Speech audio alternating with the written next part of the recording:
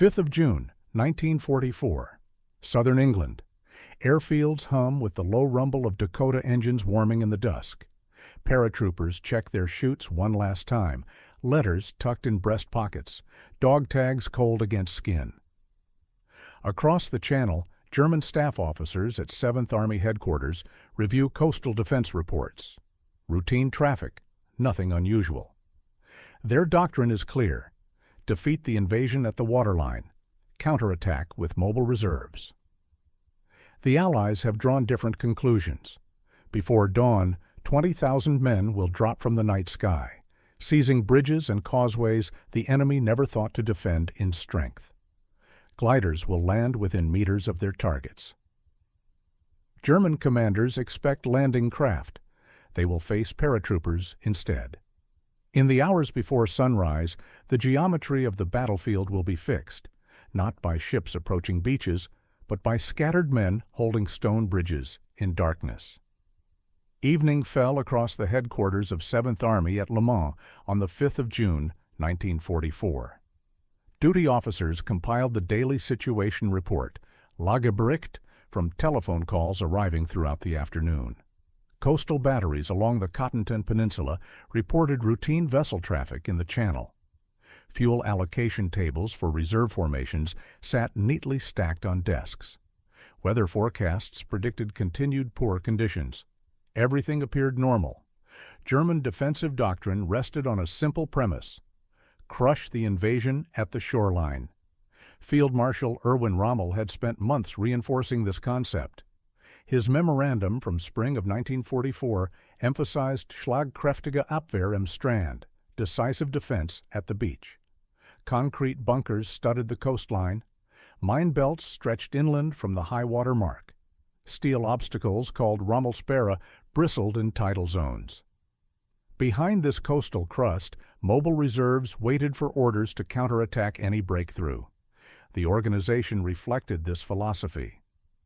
Oberbefehlshaber West, Commander-in-Chief West, Field Marshal Gerd von Rundstedt oversaw all forces in France. Under him, Army Group B, commanded by Rommel, controlled the northern sector. 7th Army, led by Colonel General Friedrich Dollmann, held Normandy itself. Lieutenant General Erich Marx commanded 84th Corps in the Cotentin and Calvados departments. Individual divisions manned specific sectors. 709th Infantry Division under Lieutenant General Karl Wilhelm von Schlieben covered the eastern Cotentin coast near Utah Beach. 91st Air Landing Division, commanded by Lieutenant General Wilhelm Falley, provided a mobile reserve. The defensive system depended on communication networks built around telephone landlines. Radio equipment remained scarce. Night fighting capability was limited. Flak batteries oriented toward the coast, expecting naval bombardment and daylight air attacks. Fuel shortages constrained the rapid movement of armored reserves. Authorization to deploy panzer divisions required approval from the highest levels, often from Berlin itself. Allied planners understood these constraints. Their airborne plan targeted the gaps in German preparation. While coastal strongpoints bristled with guns and wire, inland bridges and causeways sat lightly defended. German doctrine assumed invaders would come from the sea. The night of the 5th would prove otherwise. Across the Channel, a different kind of preparation reached its final hours. Pathfinder teams checked equipment. Glider pilots reviewed maps one last time. Paratroopers adjusted harnesses and counted ammunition. The plan called for precision in darkness, something German analysts considered nearly impossible. Reality would unfold in hours. A defense calibrated for landing craft was about to face gliders. Royal Air Force Harwell and a dozen airfields across southern England bustled with controlled urgency on the late afternoon of the 5th of June. Ground crews painted identification stripes on C-47 Dakota fuselages, black and white bands that would mark them as friendly to naval gunners. Chalk numbers indicated serial assignments and stick compositions. Inside hangars, Pathfinder teams conducted final equipment checks on specialized radio gear. The Eureka-Rebecca system formed the technological backbone of the drop. Pathfinders would parachute first, carrying Eureka ground transponders. These devices transmitted signals that aircraft-mounted Rebecca receivers could detect, guiding subsequent waves to the correct drop zones. S-phone radios provided voice communication between pathfinders and incoming aircraft. Aldous lamps and colored panels offered visual backup. The system was new, tested in limited operations, but never at this scale. British 6th Airborne Division, commanded by Lieutenant General Richard Gale, prepared for two critical missions. In the east, a glider-borne coup-de-main force would seize intact bridges over the Caen Canal and Orne River, codenamed Pegasus and Horsa. These crossings secured the left flank of the invasion beaches. Simultaneously, 9th Parachute Battalion would assault the Merville Battery, a coastal fortification threatening Sword Beach, with supposed 150mm guns in concrete casemates. West of the invasion beaches, two American airborne divisions readied for an even larger drop. 82nd Airborne Division under Major General Matthew Ridgway would seize crossing points over the Murderette River at La Fière and Chez du Pont, securing the western flank. 101st Airborne Division, led by Major General Maxwell Taylor, would capture causeway exits behind Utah Beach and the town of Sainte-Mère-Église, opening routes inland for the 4th Infantry Division landing at dawn. The aircraft assigned to this mission numbered in the hundreds. Each C-47 carried 18 paratroopers plus equipment bundles. Payload capacity limited. What could be dropped? Personal weapons, ammunition, radios, demolition charges, medical supplies. Heavier equipment required gliders. British Horsa gliders could deliver a jeep, a 6-pounder anti-tank gun, or 30 troops. Hamilcar gliders, the largest in service, would bring Tetrarch light tanks in follow-on waves. Deception formed part of the plan. Dummy paratroopers, nicknamed Ruperts, would drop in scattered locations. Chaff bundles would confuse German radar. The goal was to saturate enemy reporting channels, creating confusion about the true scale and location of the drops. German analysts had studied airborne operations. Their assessments concluded that large-scale night drops were unreliable, prone to dispersion, vulnerable to disruption. Allied planning accepted these risks. The prize justified the gamble, seizing critical terrain before defenders could react. Even scattered drops could achieve decisive effects. One intact bridge held by 100 men could paralyze a regiment trying to reach the coast. 16 minutes past midnight on the 6th of June, 1944, 6 Horsa gliders descended toward fields beside the Caen Canal. Halifax bombers had released them minutes earlier at precisely calculated points. Pilots held their approach in darkness, aided only by moonlight filtering through broken clouds.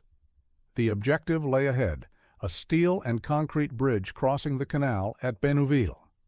German defenders expected demolition to deny crossings. Engineers had prepared chambers with explosives. Detonation wires ran to pillboxes on the western bank. Doctrine called for destroying bridges at the first sign of a major attack, isolating any enemy penetration from reinforcement. The plan assumed advance warning, patrols, radar contacts, artillery reports. It did not account for silent gliders arriving in the middle of the night. Major John Howard commanded D Company, 2nd Battalion, Oxfordshire, and Buckinghamshire Light Infantry. His force of 180 men divided into 6 glider loads, each Horsa carrying a platoon. The pilots, Glider Pilot Regiment volunteers, had trained for months on precision landings. Their mission required them to place each glider within meters of the bridge. Standard procedure called for landing zones of several hundred meters. Tonight demanded accuracy measured in tens of meters. The first glider struck Earth 90 meters from the bridge. The second landed closer. Within 3 minutes, all 6 were down. Troops poured from shattered fuselages, oriented immediately, and rushed the objective. Lieutenant Den Brotheridge led the first section across the span. German sentries, startled from routine watch, opened fire. Brotheridge fell, mortally wounded, the first Allied soldier killed by enemy action on D-Day. His men pressed forward. Royal Engineer sappers followed immediately behind the assault platoons. They carried wire cutters, torches, and intimate knowledge of German demolition. Procedures. Within minutes they located the prepared charges, cut detonation wires, and posted guards over the chambers. The bridge remained intact. Number 68 radios crackled with coded messages to follow on waves. 7th Parachute Battalion would drop on DZN within the hour, reinforcing the bridgehead. Bren guns and Vickers machine guns sighted covering arcs. Piat anti-tank projectors covered the approaches. Medical orderlies established an aid post in a nearby cafe. 15 kilometers west, American pathfinders tumbled from C-47s into cloudy darkness over the Cottonton Peninsula. Flak bursts scattered some sticks. Navigation errors dropped others miles from intended zones. Yet teams assembled activated beacons and marked drop zones as best they could. 505th Parachute Infantry Regiment elements moved toward Sainte-Mère-Église. 507th and 508th Pier Sticks oriented on the Murderate River crossings. The War Diary of 2nd Battalion, Oxfordshire and Buckinghamshire Light Infantry recorded the event simply. Bridge captured intact, 00.16 hours. With the Orne corridor open, German reserves faced a detour measured in hours and kilometers. Both were now in short supply.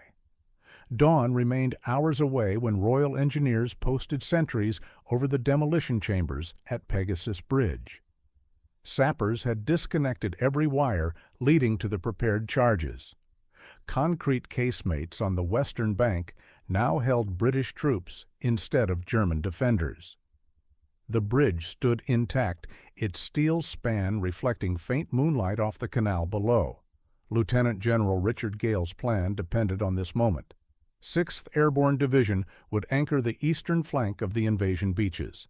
Intact bridges meant the 21st Panzer Division, if it counterattacked, could not thrust directly into the rear of Sword Beach.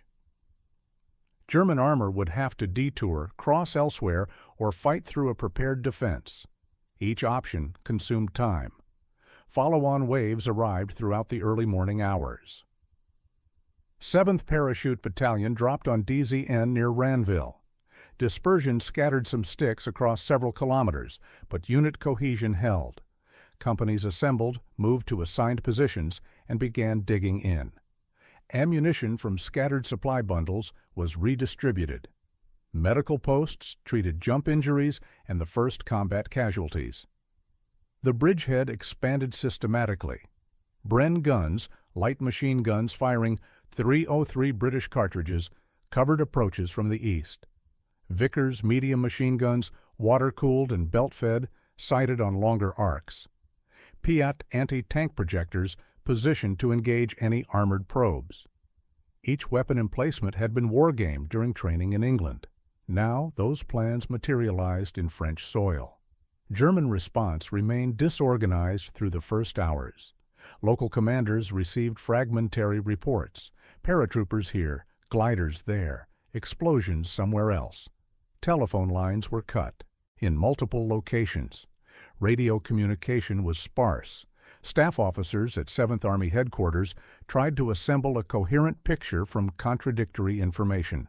The scale of the drops remained unclear. The objectives were unknown. 1st Special Service Brigade, British commandos landing at Sword Beach, would link up with the airborne bridgehead later in the morning. Until then, 6th Airborne held alone. The division had achieved its primary mission in the first minutes of the operation. Every hour the bridges remained intact multiplied the strategic value of the coup-de-main. The Divisional War Diary recorded the early morning situation with characteristic British understatement. Bridges retained intact. Enemy countermeasures light and disorganized during first hours. A glider-borne assault by 180 men had created a division-sized effect on German mobility options. 21st Panzer Division, the closest armored formation to the landing beaches, would spend the day trying to locate assembly areas and routes of advance that did not lead directly into prepared British positions. Fuel shortages and air attacks would further delay movement. The eastern anchor held.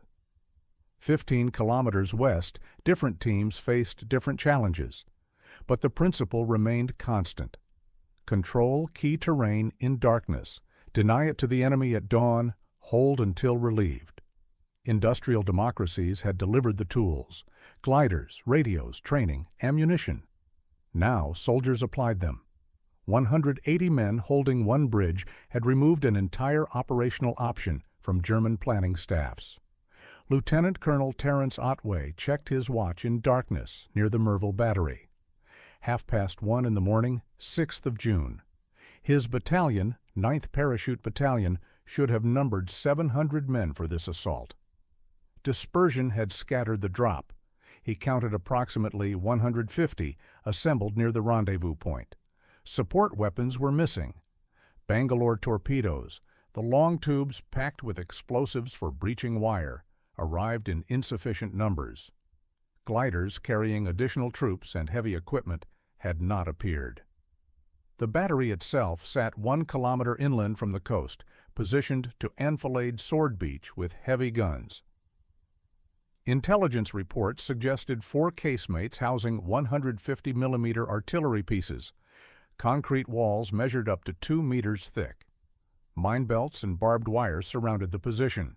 A garrison of approximately 130 German troops manned the defenses.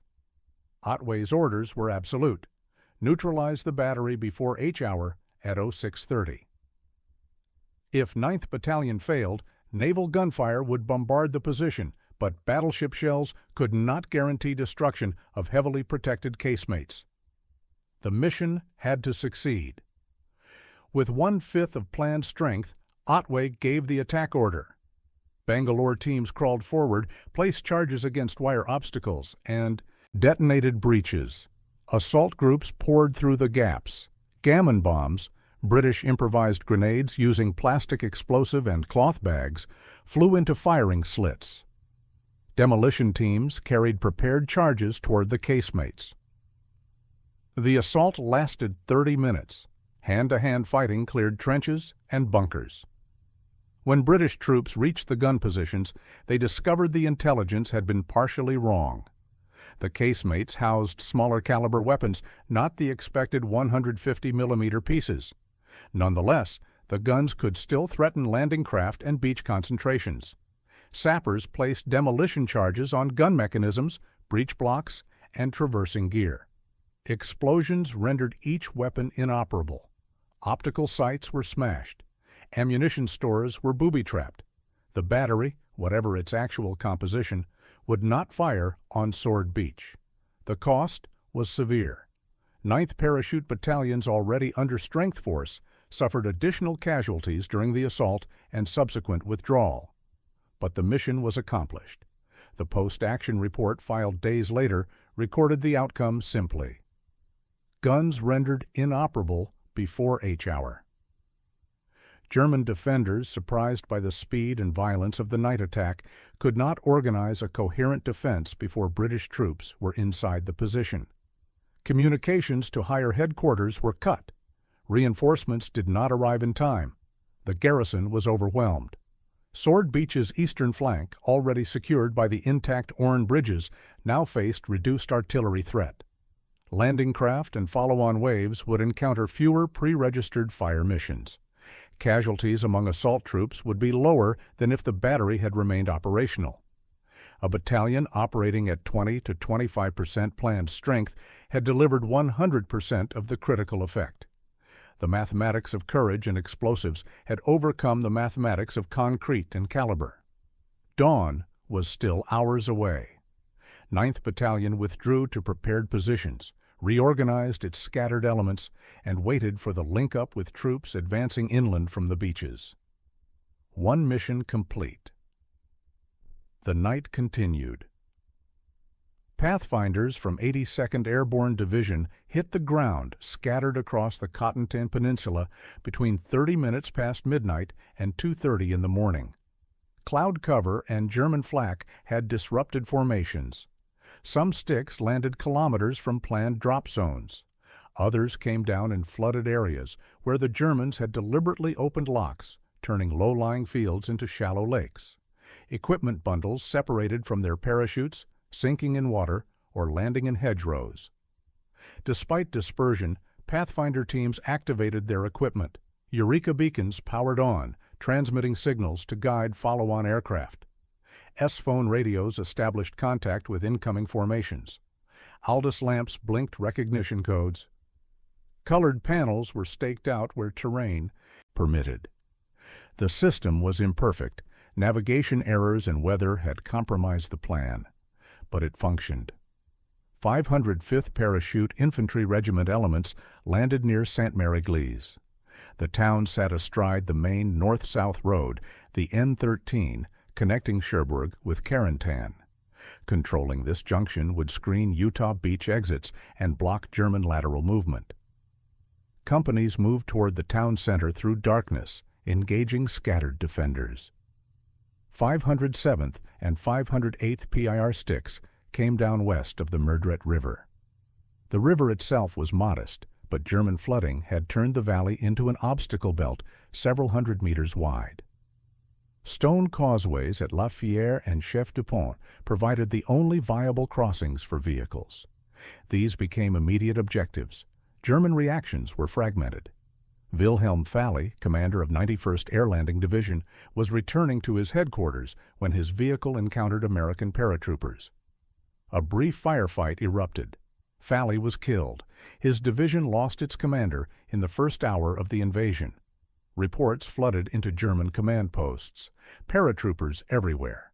Fallschirmjäger überall. The volume and geographic spread of sightings created confusion. Were these main forces or diversions? Where was the actual landing?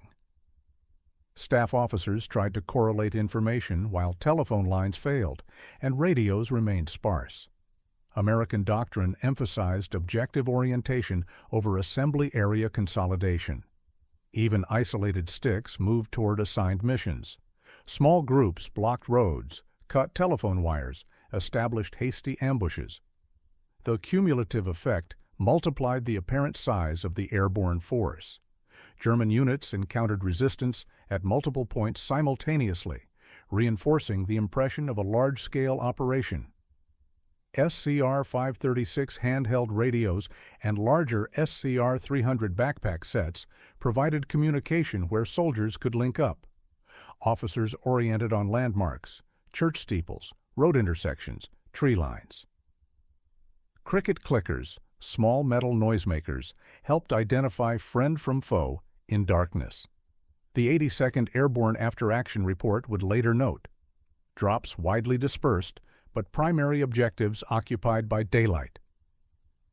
Dispersion that looked like failure in the immediate aftermath became an operational advantage.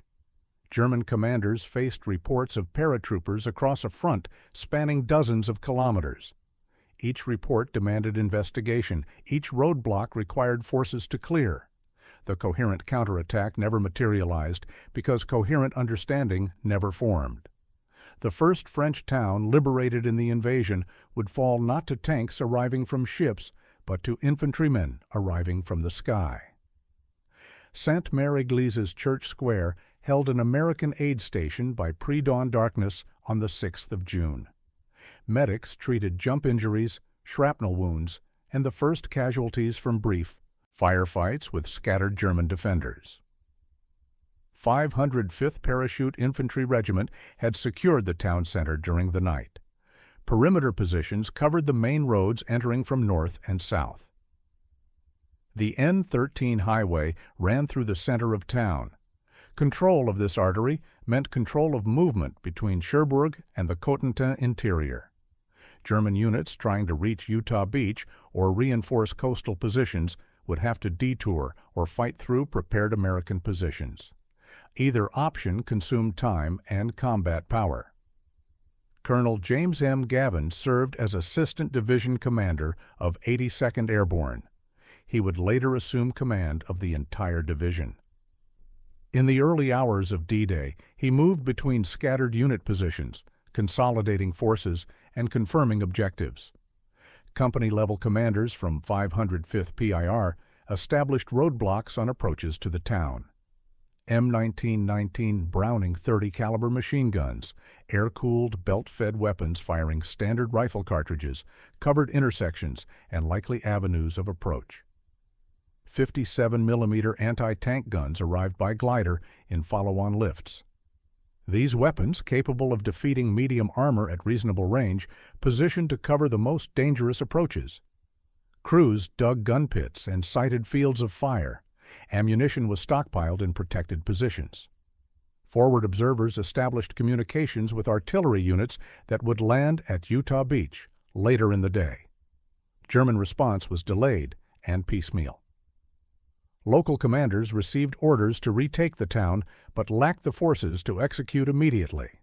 Units were scattered, dealing with reports of paratroopers across wide areas.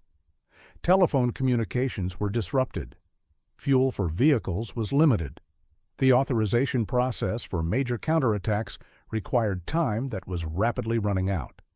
American troops fortified their positions through the remaining darkness. Foxholes deepened, fire lanes were cleared, ammunition was redistributed from scattered supply bundles. Medical supplies concentrated at the aid station.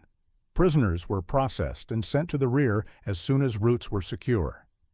The United States Signal Corps would document the liberation of Sainte-Mère-Église as the first French town freed by Allied forces on D-Day. The symbolic value was real, but the tactical importance was greater. A key logistics node now sat in American hands.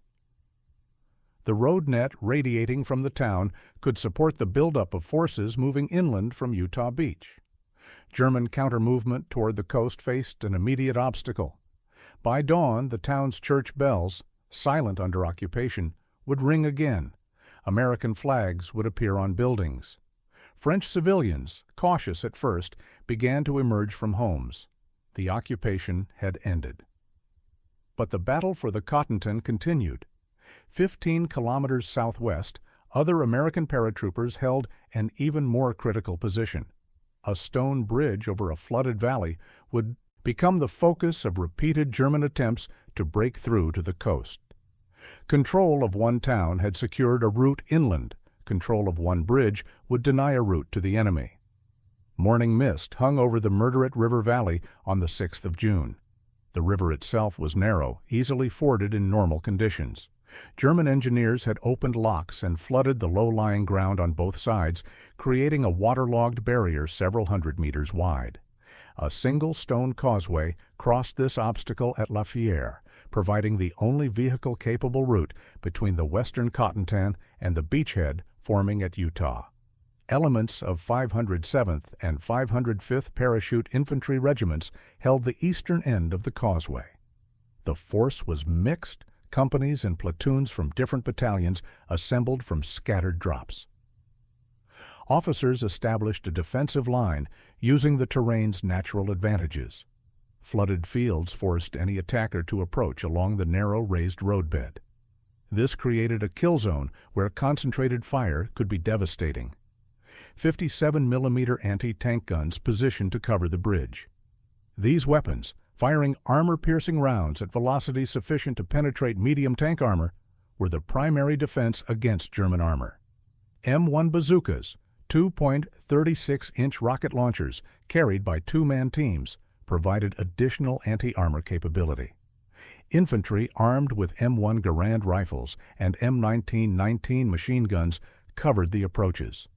Some positions employed captured MG-42 German machine guns, appreciated for their high rate of fire. German commanders recognized the importance of La Fière. If they could not cross here or at Chef Dupont to the south, their ability to counterattack the invasion beaches was severely constrained. Units from various formations, training battalions, oddment pools, anything available locally, were ordered forward. The first German probes came in daylight. Infantry advanced along the causeway, supported by sporadic artillery fire. American anti-tank guns engaged at maximum effective range. Bazooka teams fired at closer distances. Machine guns swept the roadbed. The attackers broke and withdrew. Casualties mounted on both sides. A second attempt brought armored vehicles. A German assault gun or tank, accounts vary in the chaotic reports, moved onto the causeway. Anti-tank fire engaged immediately. The vehicle was hit, disabled, and blocked the narrow approach. German infantry could not advance past the wreck without exposing themselves to concentrated fire. Subsequent attacks followed similar patterns. German forces attempted to overwhelm the position by weight of numbers. American defenders held by superior fields of fire and the terrain's natural constraints. The bridge width, barely sufficient for two vehicles abreast, negated numerical advantages. Naval gunfire from ships offshore interdicted German assembly areas once forward observers could establish communication. Fighter bombers struck road junctions and columns moving toward the front.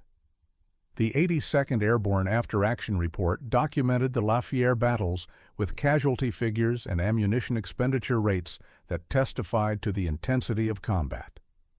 German regimental records noted heavy losses approaching the causeways, with attacks repeatedly broken by anti-tank fire. The topography of one bridge, stone, raised, narrow, imposed tactical defeat on forces that should have had numerical superiority. Geography, when combined with firepower and determination, became decisive. German armor could not reach Utah Beach in strength. The window for a decisive counterattack was closing. By the time routes were finally forced open days later, the beachhead had grown beyond the capacity of local reserves to contain. Engineers from 101st Airborne Division worked through darkness and dawn at the causeway exits behind Utah Beach. 4 paved routes, designated Exits 1 through 4, crossed flooded ground between the beach and higher terrain inland. German defenders had prepared these causeways for demolition and established strongpoints covering the approaches. Controlling these exits was essential to moving the 4th Infantry Division inland after the amphibious landing. 502nd and 506th Parachute Infantry Regiments had landed scattered across the area during the night. Despite dispersion, units oriented on their objectives. Small teams cleared mines, removed obstacles, and established defensive positions covering the causeway approaches. M2 demolition charges, standardized explosive blocks, were placed on culverts and bridges that German forces might use for lateral movement, denying the enemy roads while preserving friendly routes. Mine tape marked cleared lanes. Wooden stakes with directional arrows guided follow-on forces. Engineer teams worked methodically, probing for mines with bayonets and wire probes, marking each cleared meter. The work was slow and dangerous. Mistakes were fatal. Major General Maxwell Taylor, commanding 101st Airborne Division, moved between unit positions as dawn approached. Communication with scattered elements remained difficult. SCR 536 handheld radios provided short-range contact. Larger SCR 300 backpack sets linked to higher headquarters when atmospheric conditions permitted. Runners carried messages when radios failed. Exit control meant beach control. If the causeways remained blocked or under heavy fire, landing troops would stack up on the sand, vulnerable to artillery. German guns on the high ground inland could turn the beach into a killing zone. Clearing the exits before H-hour removed this threat. The airborne troops worked through the remaining darkness. Roadblocks went up on inland approaches. Anti-tank guns sighted to cover movement routes. Ammunition stockpiles built up from recovered supply bundles. Medical aid stations established in farmhouses near the causeways.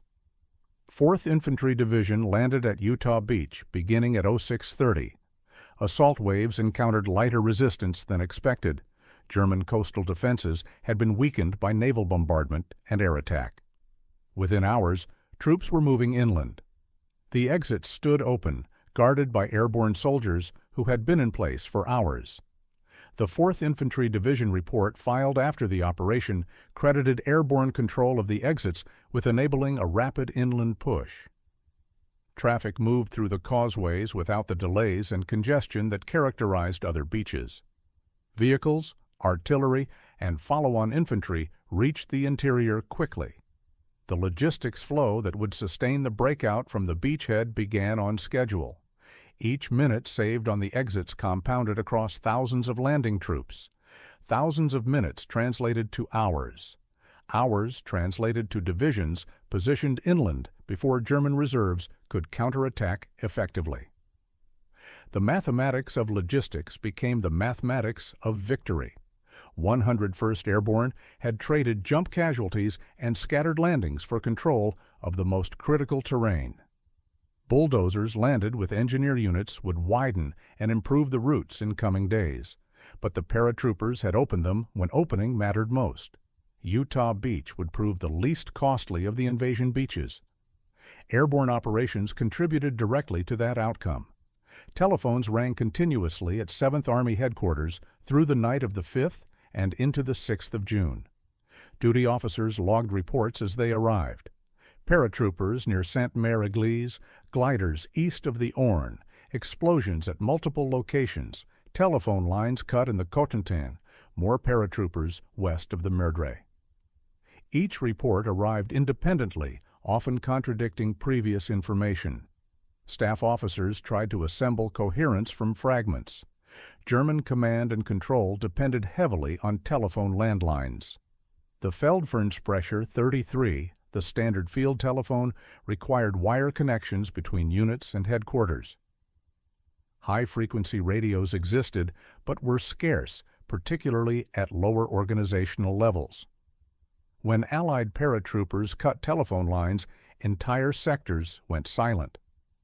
When reports did arrive, they came through secondary routes or motorcycle couriers, introducing delays of hours. Lieutenant General Eric Marks commanded 84th Corps from headquarters in St. Lo. His forces faced the Allied drops across the Cotentin. Wilhelm Falley, commanding 91st Air Landing Division, was dead, killed in the first hour. His division, already dispersed across multiple garrison locations, lost command cohesion immediately. 709th Infantry Division, responsible for coastal defense near Utah Beach, reported paratroopers in their rear areas but lacked the mobile forces to respond effectively. The German operational plan called for rapid release of armored reserves to counterattack any penetration. But releasing these reserves required authorization from higher headquarters, often from OB West or even Berlin. The authorization process consumed hours. By the time orders arrived, the situation had evolved. Objectives that needed to be reached in darkness would not be contested until daylight, when Allied air superiority became overwhelming. Reports of Fallschirmjäger überall, paratroopers everywhere, saturated command posts. Staff officers could not determine which sightings represented main efforts and which were diversions. The geographic spread of drops suggested a larger force than actually existed. Dummy parachutes and scattered equipment bundles reinforced this impression. Panzer Lehr Division and other armored formations waited for movement orders. Fuel allocation required coordination through supply channels already disrupted by air attacks. Road networks faced fighter-bomber interdiction during daylight. Routes had to be carefully chosen to avoid obvious choke points. Assembly areas needed to be concealed from air observation. The German staff system, normally efficient, fractured under the weight of simultaneous crises. Each report demanded response. Each response required coordination. Each coordination consumed time. The operational tempo demanded by the situation exceeded the capacity of the command structure to react. Allied airborne forces were smaller than German estimates suggested, but the timing and placement of their drops had paralyzed German decision-making at the critical moment. Hours passed without coherent orders. Units took local initiative, but lacked coordination. The defense never achieved the synchronized counterattack that doctrine prescribed. Every hour that passed without German armor on the causeways increased Allied odds of success exponentially. Every kilometer not contested in darkness would have to be fought over in daylight under Allied air supremacy. The night window converted into a daylight advantage. The advantage converted into operational success. The success converted into strategic irreversibility. One bridge, one town, one causeway at a time, the geometry of the battlefield had been fixed. First light on the 6th of June revealed what darkness had concealed. British engineers at Pegasus Bridge inspected the cut demolition wires one final time. Sentries remained posted over the chambers. Bren guns and Vickers machine guns covered arcs established during the night. Piat crews waited in positions offering clear fields of fire toward the eastern approaches. American paratroopers at Sainte-Mère-Église dug deeper into their defensive positions. Roadblocks on the N13 were reinforced with felled trees and wire. 57mm anti-tank guns were carefully sighted, crews rehearsing traverse and elevation for likely target areas. Ammunition was redistributed from scattered stocks. Forward observers established contact with artillery, units landing at Utah Beach. At La Fière, the stone causeway remained contested. German attempts to force the crossing continued through the day and into the following days. Each assault followed similar patterns: artillery preparation, infantry advance, armored vehicle support, concentration of fire on the narrow approach. Each assault broke under the same conditions: superior fields of fire, anti-tank weapons positioned for maximum effect, inability of attackers to maneuver off the raised roadbed. The cumulative result across both sectors was clear by midday. Bridges stood intact, towns remained in Allied hands, roads were blocked to German counter-movement. The plan to defeat the invasion at the shore depended on rapid inland movement of reserves. That movement was not occurring. German commanders recognized the problem, but lacked the means to solve it. 21st Panzer Division attempted to drive toward the coast near Caen, but encountered prepared British positions and naval gunfire. The division's attack stalled. Other armored formations remained distant, delayed by authorization procedures and interdicted routes. 1st U.S. Army and British 2nd Army staff sections compiled operational summaries as the day progressed. Objectives achieved were checked against planned timelines. 6th Airborne Division reported all primary missions accomplished, bridges intact, Merville Battery neutralized, bridgehead established. 82nd and 101st Airborne reported Sainte-Mère-Église secured, causeway exits controlled, La Fière contested, but held. 4th Infantry Division reported good progress inland from Utah with minimal casualties. The tables told the story. At 0600 hours, dawn, critical bridges were in Allied hands. At 1200 hours, midday, German counterattacks had been repulsed at multiple points. At 2400 hours, midnight of D-Day, the beachhead extended several kilometers inland. Link-ups between airborne and seaborne forces were complete or in progress, and German mobile reserves had not reached decisive positions. Prisoner of war counts began accumulating. Captured German equipment inventories listed weapons, vehicles, and radios taken intact. These figures provided intelligence on enemy unit identifications and force dispositions. Naval gunfire forward observers directed fire on German assembly areas and movement routes. RAF and USAAF fighter bombers struck road junctions and columns. The integration of airborne spotting with naval and air firepower multiplied the effectiveness of each arm. What the pre-invasion planners had called scattered drops, a term suggesting failure, had translated into systemic paralysis of German early movement. Dispersion across a wide area meant that German forces encountered resistance everywhere. Concentration at key nodes meant that critical terrain remained in Allied hands.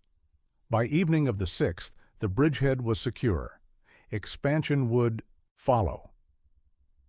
The landing had succeeded. Airborne operations had removed the possibility of decisive early German counterattack. The night had fixed the battlefield. The day had confirmed the geometry. 7th through 10th of June saw the consolidation and expansion of the Normandy Lodgment. 1st U.S. Army G3 Operations sections compiled daily tables listing objectives achieved, enemy prisoners processed, equipment captured, and casualties sustained. Each metric provided data for assessing the airborne contribution to overall success. Bridges held, the Orne Crossing and Caen Canal Bridge remained in British hands throughout the period. German attempts to force these positions were repulsed.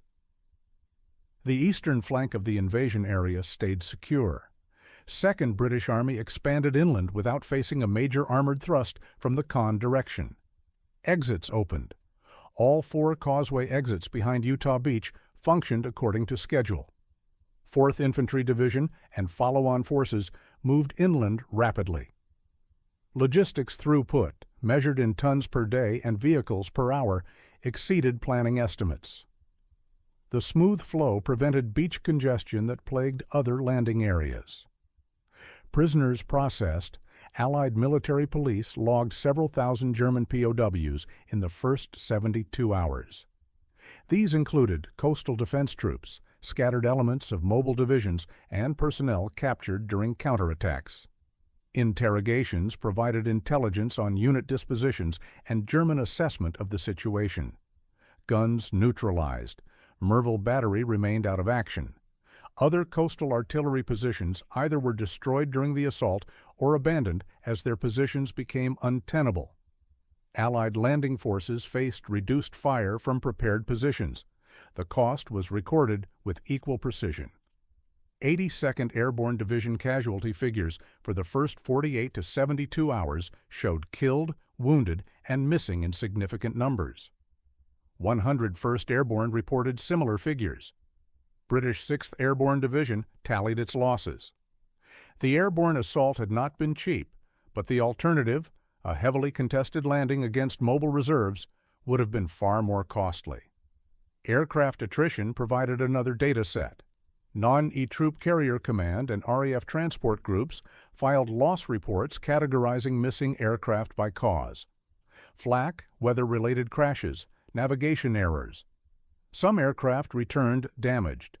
Crews reported intense flak over certain drop zones, lighter resistance over others. Resupply missions continued in following days, delivering ammunition, medical supplies, and reinforcements. German perspective, captured in documents taken later, told the complementary story. Staff officers at 7th Army and 84th Corps logged delays, fragmentation of forces, interdiction of movement routes, and inability to concentrate for decisive counterattacks. Authorization for Armored Reserve commitment came too late. When Panzer divisions finally received movement orders, Allied air superiority and naval gunfire made daylight advances prohibitively costly. The operational payoff appeared clearly in the data. Night insertions had preempted German maneuver space.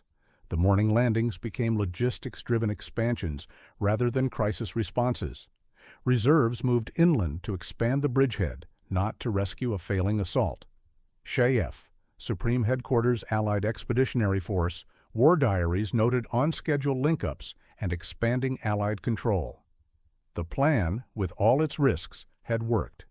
Airborne divisions had sustained higher casualty rates than conventional infantry, but they had achieved effects disproportionate to their size. The measure of success appeared most clearly in what did not happen. No German armored breakthrough to the beaches, no isolation of landing forces, no destruction of assault divisions while still in shallow beachheads. Airborne armies did not win Normandy alone. They removed variables that could have lost it. That negative capability, preventing enemy success, justified the risk, the casualties, and the operational complexity. The tables documented what courage and planning had achieved together. Late June 1944. Conference rooms in London and at forward headquarters in Normandy hosted post-action reviews. Staff officers compiled lessons learned documents. Senior commanders submitted assessments. The data from the first weeks of the invasion provided material for detailed analysis. Pre-invasion skepticism about night airborne operations had been substantial. Large-scale night drops were unprecedented. Dispersion was expected. Casualties were projected to be high. Some planners questioned whether the objectives justified the risks. The actual results provided clear answers. SHAF evaluations noted that critical terrain nodes were seized as planned. British 6th Airborne Division achieved all primary missions. Orne bridges intact, Merville Battery neutralized, eastern flank secured. American 82nd and 101st Airborne Divisions controlled Sainte-Mère-Église, opened Utah Beach exits, and held the Murderette crossings. These were not peripheral objectives. They were essential to the invasion's success. Major General Richard Gale submitted British 6th Airborne Division's lessons learned. The glider coup-de-main technique was validated. Precision landing by trained pilots could deliver assault forces directly onto objectives. Pathfinder systems, Eureka beacons, S-phone radios, visual markers functioned adequately despite weather interference. Follow-on resupply by parachute sustained operations until ground link-ups occurred. Major General Matthew Ridgway and Major General Maxwell Taylor provided American perspectives. Dispersion, while problematic, had not prevented mission accomplishment. Objective orientation by small units proved more valuable than assembly area consolidation. Vertical envelopment, dropping behind enemy defenses, achieved surprise and paralyzed enemy response. Integration of airborne forces with amphibious landings created combined arms effects greater than either component alone. German post-operation assessments, captured in later months, attributed failure to multiple factors: delayed release of reserves, fragmentation of response, effective Allied interdiction of movement routes, and, critically, loss of key terrain in the first hours. A German 7th Army staff document observed that scattered airborne drops created reporting confusion that delayed coherent counteraction. Another report noted that the retention of bridges intact determined early German options. Technology assessments validated equipment choices. C-47 aircraft proved reliable for mass drops. Horsa and Hamilcar gliders delivered heavy equipment successfully. Radios, number 68 sets, SCR-300 and 536, provided adequate communication despite losses and dispersion.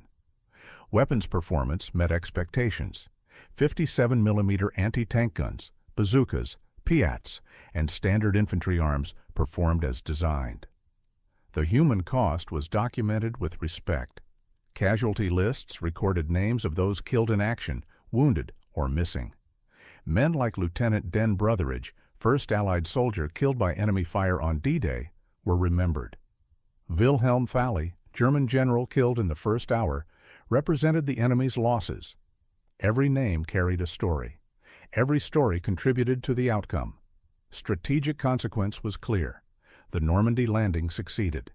Allied forces established a lodgment that could be expanded. The drive toward Germany's borders became possible. The industrial and military power of the Allied coalition would be brought to bear on the continent. The path from Normandy to Berlin was opening. Airborne operations on D-Day fixed the battlefield geometry before dawn. That geometry shaped everything that followed. A British report summarized the essential point simply: the retention of the Orne bridges intact determined the enemy's early options. The night had constrained German choice. Dawn confirmed Allied success. The documentary record closes with facts, not rhetoric. 6th Airborne Division held the Orne bridges. 82nd and 101st Airborne Divisions controlled Sainte-Mère-Église and the Utah Beach exits. German mobile reserves never reached the coast in time. The invasion succeeded. 20,000 men dropped from darkness into history. Their mission was not to win the war in a single night. Their mission was to prevent the enemy from winning it in a single day. They succeeded. The gliders and parachutes are museum pieces now. The bridges still stand. The causeways still cross the same flooded ground. The church in Sainte-Mère-Église still stands in the town square. Memory remains. Respect endures.